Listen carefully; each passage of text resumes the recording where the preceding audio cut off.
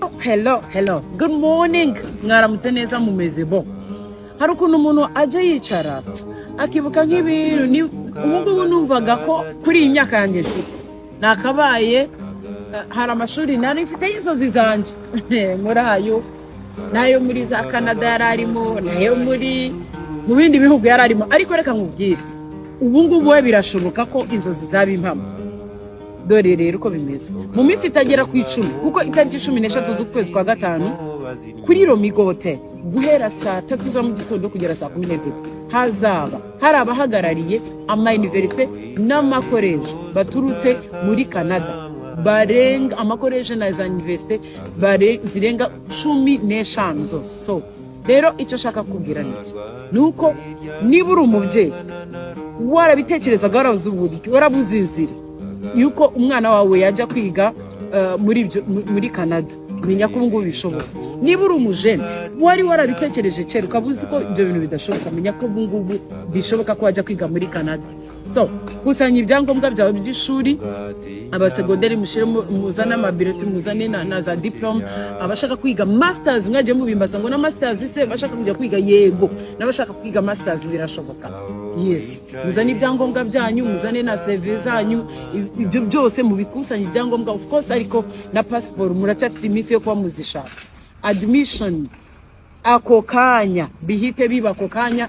Ikindi nuko bungubu uzi yuko hari n'inguzanyo kandi birizewe cyane, inguzanyo byibura kugeza kuri 75% inguzanyo kujya kwiga muri Canada nayo barabikora, kandi na nyuma yaho bagushakira akazi kandi mu buryo bwizewe, navuga ngo bizwi bigaragarira buri wese, byizewe cyane ko akazi nako bakushakira nyuma yo kwiga birahari. So mugere vuba mwiyandikisha. Mwakwibaza ngo biragenda bite? Andi makuru arambuye y'icani 07 andika nimero 0799572190.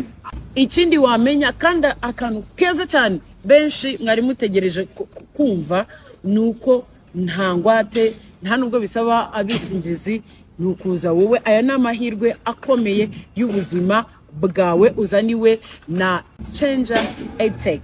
Ubwo rero aya mahirwe kujya kwiga muri Canada ntabacika. Araburi iminsi itagera mu 10 tariki 13 dure kuri Romigo saa 3 kugera saa 12. Ze amahoro y'Imana n'ihirwe mu buzima aho uherereye hose. Ni tariki ya 14 z'ukwezi kwa gatanu umwaka 2026 n'amakuru ya Sambye n'igice kuri IRC Rwanda TV. Mbahaye ikaze mbabwira ngo polisi yafunze 6 bakekwa kubeshya ko bafasha abantu kujya kwiga muri Canada, aho benshi bari kwibaza ese mu bafunzwe harimo Anita Pendo cyangwa se harimo Loki Kimomo cyangwa se Loki Kirabiranya. Turaza kubigaruka muri iyi nkuru y'iki gitondo, dore ko barimo Anita Pendo yari ari kwamamaza cyangwa se yamamazaga iyi event yagombaga kuba ku munsi w'ejo. Kambere n'amperaho polisi y'u Rwanda yatangaje ko ku bufatanye rw'urwego rw'igihugu rw'ubugenzacyaha RIB yataye muri yombi abantu 6 bakekwaho gushuka urubyiruko barwizeza kubona amahirwe yo kujya kwiga muri Canada. Ni mu tangazo rya Rwanda National Police yashize hanze kuwa 13 Gicurasi 2026. Mu itangazo yashize hanze yanyujije ku mbuga nkoranyambaga yagize iti abafashwe barimo kubazwa kugira ngo hakorwe iperereza no kumenya ukuri kubyiki gikorwa. Kuri wa 13 Gicurasi nibwo ku mbuga nkoranyambaga hasigaye amakuru yuko kuri imwe muri hoteli yo mu mujyi wa Kigali hari abantu benshi cyane bashakaga amakuru yo kujya kwiga muri Canada. Bikekwa ko ari amakuru y'urubyiruko rwagiye gushaka yo kujya kwiga muri Canada. Icyakora abahageze bagaragaje ko nta muntu wo muri Canada wari uhari. Nuko ngo bagiye bizezwa yuko bagiye kubahuza n'ibigo cyangwa se abakuru ba kaminuza biga muri Canada, kaminuza zigeze muri 16 barangiza bakaza nta kiguzi cyari kirimo babasabaga, bakaza kuri hoteli, bagera kuri hoteli ubundi bakabahuza nabo kaza witwaje passport ndetse ngo n'utayifite yagombaga guhabwa amahirwe yo kuyishaka. Bivugwa yuko abantu barenga 1000 bari buzuye mu bice bitandukanye by'iyi hoteli. Umuvugizi wa polisi y'u Rwanda ICP Boniface Rutikanga yabwiye itangazamakuru ko iperereza rikomeje harebwa niba aba bantu bafite ibyangombwa bisabwa. Ati nukureba niba Mineduc ibazi, ese ambasade ya Canada mu Rwanda irabazi, ese kaminuza nayo mashuri bavuga ko bahagarariye birabazi, ese bafite ibyo byangombwa bibemera guhagararira ibyo bigo mu Rwanda. Urumva ko mu perereza polisi y'u Rwanda iri gukora harimo kureba ku duce dutandukanye, bakareba koko kuri abo bantu batandatu bafashwe niba koko muri uko guhamagaza abantu babyemewe Mineduc y'u Rwanda irabizi cyangwa se bimeze bite. Yashingiye kandi ko hari uburyo bwemewe iyi mirimo ikorwamo, aho abantu baba bafite aho babarizwa ndetse bafite n'ibyangombwa byose bisabwa, bityo ko iperereza riri gukorwa na RIB ari ryo rizatanga ukuri. Kugeza ubu ntabwo wahamya ko ari abatekamutwe. Ibiri bive mu perereza nibyo bizagaragaza ukuri. Si ubwa mbere ibintu nk'ibi bibaye. Mu mwaka wa 2019 nabwo urubyiruko rubarirwa mu bihumbi rwagiye mu cyumba cy'inama cy'inyubako ya Kigali Convention biturabizi nabyo rwatanzemo amafaranga ariko rugasanga rwishyuye abatekamutwe. Icyo gihe byavuzwe ko buri wese yishyuraga 2500 yo kwiyandikisha akoresheje telefone mobile money.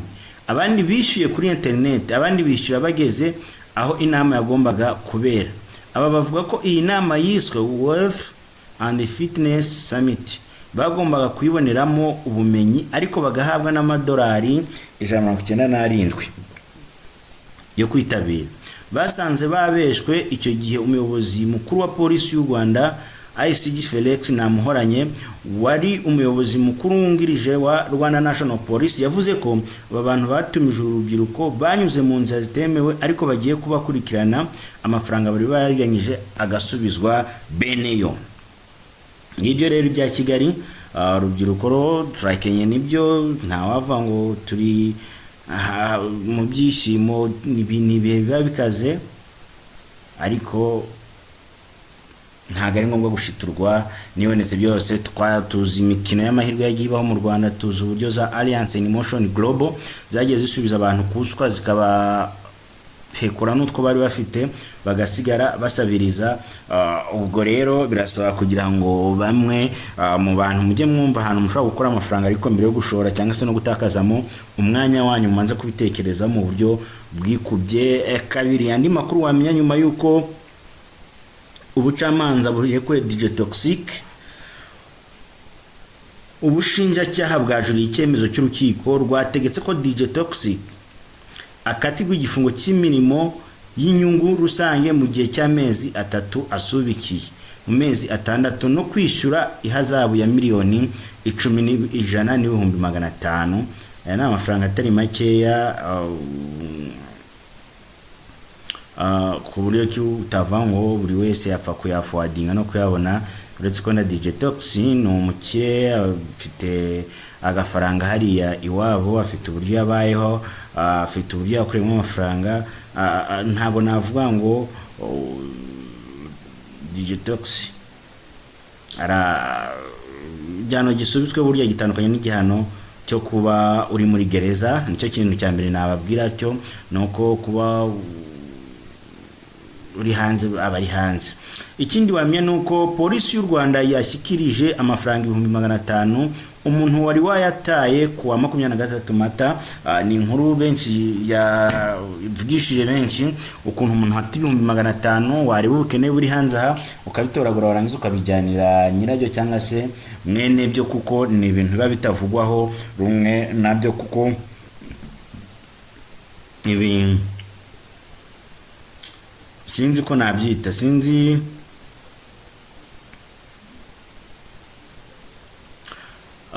uko nabivuga njyewe,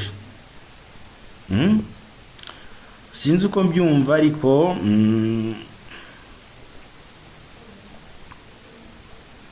nuko nyine nuko tubyakire gutyo. Bamwe mu bakinnyi ba Al Hilal nyuma yo gutwara igikombe cya shampiyona Rwanda Premier League banze kwifotoreza ku bihembo bari bagenewe kubera ko amakampani bamamariza atabyemera. Ni Al Hilal itwaye igikombe muri shampiyona y'u Rwanda, dore ko kubera ibibazo biri iwabo batigeze babona amahirwe yo gukina mu gihugu cy'iwabo, ahubwo shampiyona y'iwabo bakagenda bayimurira mu bindi bihugu bigiye bitandukanye. Andi makuru abyutse acaracara muri iki gitondo, ariko kandi nsubira inyuma gato yambabwiye ngo uyu munsi Hotel Lemigo hari yakubise huzuye n'amafoto ndiko nawe urubyiruko rwari ibihumbi n'ibihumbagize ubona rwose ari abasirimu.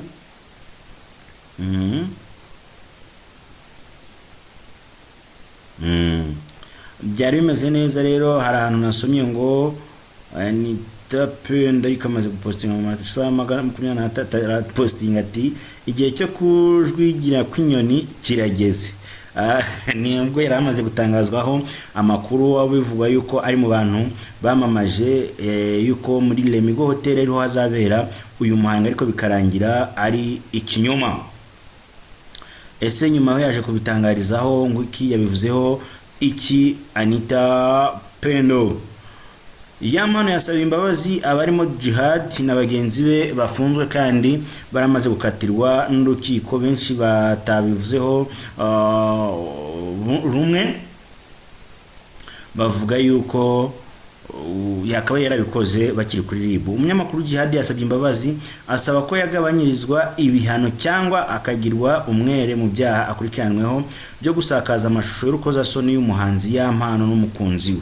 Tariki ya 27 Gashyantare 2026 nibwo urukiko rw'ibanze rwa Kicukiro rwahamije uzaba Kiro Cyprien uzwi nka Jihad, Kalisa John, Ishimwe François Xavier na Kwizera Papi Nesto icyaha cyo gusakaza amashusho yerekeranye n'imikoresheje y'ibitsina hakoreshejwe mudasobwa cyangwa urusobe rwa mudasobwa, rubakatira imyaka 3 y'igifungo. Muri bo 3 bafungiwe muri gereza ya Mageragere, mu gihe Kalisa John we yaburanaga ari hanze.